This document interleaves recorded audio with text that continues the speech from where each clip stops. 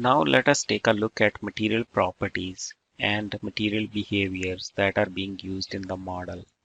Let us take a look at one of the sections.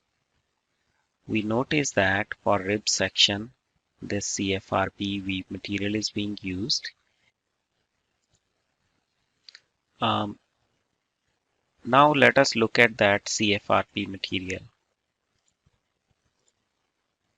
by going to its definition. So here we have one material behavior defined that has density and elastic properties and fail stress.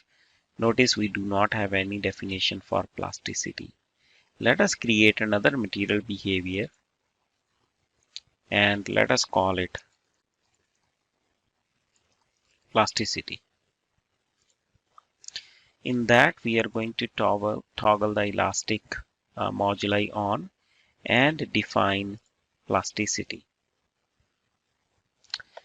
So here we are going to define some values for E8, 0, 6E8, 0.02, 6.1 E8, 0.2, and we can right click on this and plot this plastic behavior.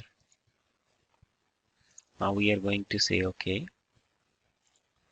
Now if we go back to the rib section, you would notice that another column has appeared where we can choose the material behavior. So if you wanted to do elastic simulation, we could use behavior 1, but if you would like to do an elastoplastic simulation, then we could do the behavior as plasticity. Okay. So these material behaviors and material properties can be stored on the platform and they can be shared with the other colleagues for easier collaboration. It eliminates the error caused by using incorrect material properties.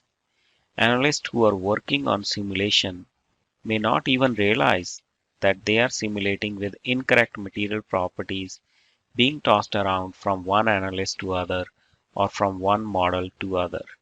In contrast, simulating on the platform with a single source of truth, simulation becomes part of the business process and the full value of simulation can be realized.